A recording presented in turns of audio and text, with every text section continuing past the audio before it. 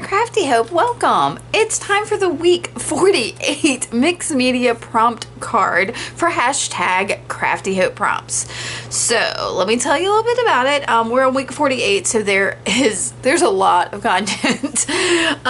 You are welcome to join this now or later, or just go watch the videos however you want to be inspired. So this is a project I started in October of 2022. There was a lull in prompt projects. iCAD had ended, Seek, Gather, Create was over, and I really was grasping for some inspiration. And knowing that I really enjoy prompt challenges, and I had a fairly good list of prompts on my computer, I kind of thought about this and knew that there's 52 cards in a playing card deck and 52 weeks in a year, and that had been like building in the back of my head for a while, and was finally like, you know what, let me just do something. So I made sure that my list of prompts had 156 prompts on it, which is enough for 3 a week for the 52 weeks in a year.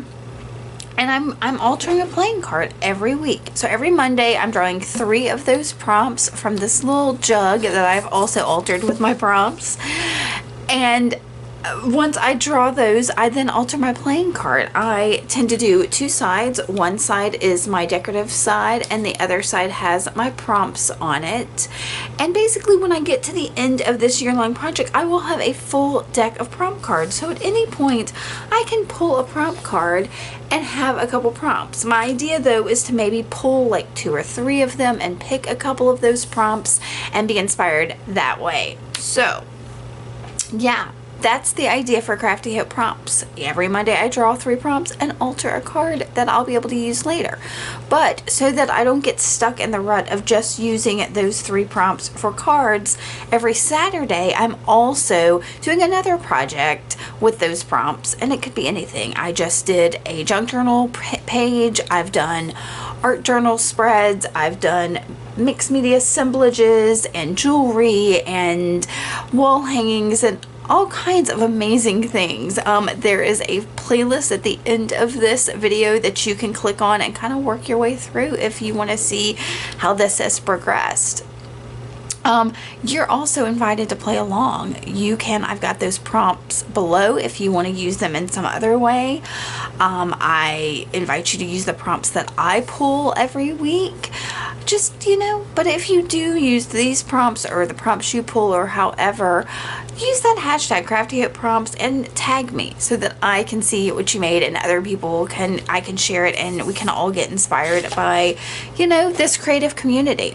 So let's get started on week 48. So the first thing I'm going to do is pull some prompts. So I'm going to put these aside and try to keep them in order. I don't know why. I think that's mostly so I can do a flip through later and we can take a look at all of them. All right, but we are going to move this too. Prompt number 1 is, rag rug fabric. Okay, guys, that is some, do I have any sitting up here? No, of course not. It is if you buy like a rag rug from any store, I mean, I've gotten them from Five Below, I've gotten them from the dollar stores, I've gotten them from Walmart.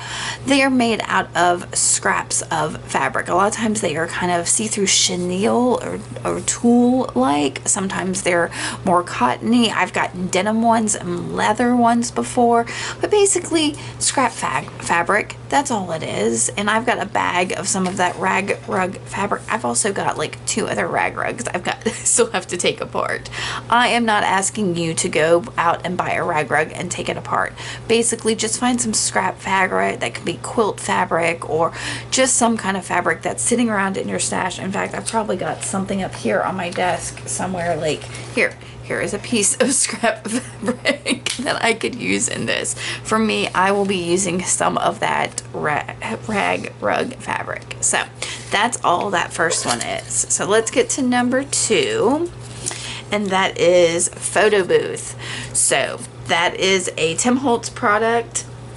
I use them often. They are little images. They kind of look almost like yearbook photos or something taken in a photo booth, but they're like little pictures of people's faces, and they're in like a strip, if you do not have the photo booth, maybe get a yearbook photo or just an image from your stash. Grab something out of a magazine or something along those lines, or even if you have stickers that are just people's faces. That's all a photo booth is. I will pull some out here in a minute and give you a look at them because I'm going to pull out several of them. So that's photo booth. Fun rag fabric and photo booth. I can work with those. And number 3 is going to be thread. All right, so I can use thread in any number of ways. I can sew with it, or I think in my instance, I was just thinking taking some of the excess thread that I have here and putting it kind of behind something as a backer, as some texture. So you can use thread in any way you want. If you want to sew, I know I have sewing machine on here, I have embroidery floss I think in here, but any kind of thread, embroidery floss, if you've got some baker's twine or just some thread you want to pull out from your sewing machine or put in your sewing machine, however you want to use thread in this. If you want to sew a couple pieces of the rag fabric together, that could be interesting. Yeah, these are not too bad. I am really happy with these. So I'm going to go gather a couple things, pull my card out, and get started. So I have gathered a few things. Oh, of course the dog's gonna bark as soon as I turn the camera back on. See if she can stop. Okay, so I have this bin, y'all. I can't even get it to fit in here, full of rug fabric. Included also is one of those rag rugs I haven't finished pulling apart, so I'm not going to even pull that out. But in general, this is the fabric that's in here. I think a lot of it comes from like probably India or somewhere where they make like saris and things like that, because it is this lots of beautiful, interesting, I mean, I have a lot that have these like stick figures on them. Super neat fabrics, all just kind of considered trash and rags and thrown into a rug. So yeah, so I've got all of these to choose from, along with this other rag rug I have, and yet another one to be pulled apart. For photo booths, these are the Tim Holtz photo booths. I'll have a link to them below on Amazon. Remember that if you click on my Amazon links, and buy something, I get a small percentage of it. So there's my little disclaimer. But they come like this with like 3 pictures, and you can use all 3 of them or cut one off or tear one down. However, here's just one of them. I'm not sure which one I am going to use yet, but I have those. And for thread, I showed you my little thing over here that has several threads in it, but I've also got this thread and some on an old spool, and however I want to do that. So that'll get incorporated in as we move along. All right, guys, I'm gonna get ready here and start going on. The first thing I do, as I do with almost all these cards, is prep my card by altering it in some way so that it will take media. In this case, I'm using some fluid matte medium from Liquitex and a piece of scrapbook paper. Now this is one somebody sent me in some happy mail, and I just happened to pull it out. I'm going to use it on both sides, just a whole thing. I'm not collaging, look at me. I felt like I had a lot going on with the prompts I pulled and didn't really need to add a whole lot to the background, and I'm going to end up adding a ton to this. But if you don't have like papers that you want to collage or add to this, you can always sand down your card or add gesso to it or something along those lines so it will take media better. Most playing cards come with like a plastic coating, like a lamination on them, so it's hard to alter them as they are without some kind of prep. So this is how I'm doing it, and you can see I am being kind of lazy about it this week, and I'm not even I'm using it and just folding it over and then trimming it down to size. It's gonna get a little bit more trimming here, but yeah, I'm keeping it really simple. I really like this scrapbook paper. It's got the back of postcards on it, and I don't know, I really like it. I'm gonna tell you, I really love this card. It is, I want to say it's one of my favorites. I can't say that for, I think that about a lot of them. So I've got quite a few favorites. Maybe when I do a flip through at the end of this project, we can start narrowing down what, which cards are my actual favorites. But I did want to grunge this up, so I went ahead and pulled out my little yogurt cup I use for instant coffee. I knew it was getting low, so I added a few more of the crystals. I'm going to squirt a little bit of, I got this little container of water on my desk. Squirt some of that in there and start to mix it up. But then I decided I really kind of wanted to alter my card a little bit more before I add the coffee. I think that's what I decide. Yeah, I'm pretty sure. So you see me, I'm hesitating. I'm like, no, let me do something else. So I'm going to pull out this, it's a molding paste from Prima and Finnabair. And I've got a stencil here. I didn't want anything with too repetitive of a pattern, but I wanted something kind of organic. And this is some cheap, I don't even know where the stencil came from. So I'm scraping some of that through my stencil. And I didn't even think about the fact that this needs drying time. So yeah. So I'm going to put it aside, and I had some excess of that on my little spatula scraper thing. So yeah, I scraped it on one of those. I'm not going to use that photo booth picture, but yeah, I'm just trying to use up some of that excess, putting it on whatever. This is a page from a book, just wherever I could put that molding paste. And then I'm going to take my stencil and go clean it, because you do not want to leave molding paste or texture paste on your stencils. It is not good for them. And then I dropped this as much as I could in order that I could put some other media on it. It was still a little tacky, that molding paste, but it was well enough that I could add my coffee on there. So you can see I just put a little bit on there. I'm spritzing it around. I think I'm going to add a little bit more. No, I'm going to use my paintbrush to move it around, then add a little more. And I decided I needed some more color as well, so I will grab a Lindy's spray in Tibetan Poppy Teal. It's one of my favorite colors, y'all. I love that Lindy spray. And I'm just going to squirt it on there on top of that wet coffee. Just let them blend and meld. And then I'm going to dry this some more. I think you see I moved it around, let it all blend and get together, and yeah, I dry it some more. I even took, I'm trying to remember if I did. I think I even took my card outside at some point and let it dry in the heat, because yeah, it's still feeling a bit tacky there. So I'm trying to decide if it's dry enough to work with. Yeah, I tapping my fingers, thinking on it. And then I took it and let it dry while I did something else. So I pulled out this teal blue-green rag fabric from my stash and decided I'm going to sew it on my sewing machine. So there's going to be a use of thread, but first I wanted to tack it down a little bit. So I used my Uhu glue stick, and this is part of the reason I wanted to make sure that all of that was dry, because I didn't want to have wet molding paste and coffee on my needle of my sewing machine. So I'm using my glue stick to tack that down a little bit. I had to get some better scissors. Those are about had it. And I'm I'm cutting this down so I don't have as much bulk to it, because I'm going to wrap it around so that this kind of covers the edge and goes over to both sides.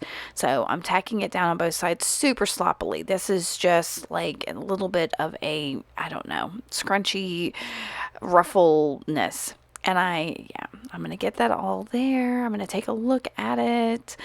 And yeah, y'all, that it was not sticking. I was having to hold it. But from there, I sewed it. And y'all, I have the free motion foot on my sewing machine right now. So it's not straight lines. It's super squiggly. I'm still kind of learning how to use that foot. So the back side that, we'll work on in a minute. When you look at the pictures, you'll see it is super messy and crazy, but it's on there. It's fine. Everything's okay.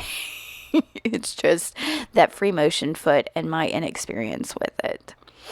So I decided to use this gentleman. Some of those excuse me, some of those photo booth images have coloring on them, and this one had a touch of blue in the collar. So I thought that went really well with my background and my rag rug fabric there. So I'm going to use him. I tore down his edges and inked both him and the card with some walnut stain distress ink. And then I grabbed some off-white thread. This is some vintage thread that came in an old sewing box I bought. And I thought, okay, well, that would be really neat and vintagey to put on there. So I pulled off a ton. And I'm like, this is it. This is what I'm going to do. So I'm putting Fabri-Tac right on the card. I'm going to stick my thread in there and then put more Fabri-Tac on the back of my photo booth image and basically make like I'm going to peel the back of that off just to keep it from being too bulky. These aren't super heavy, but I'm trying to keep these cards as less bulky, as thin and light as I can. I don't know how best to say that.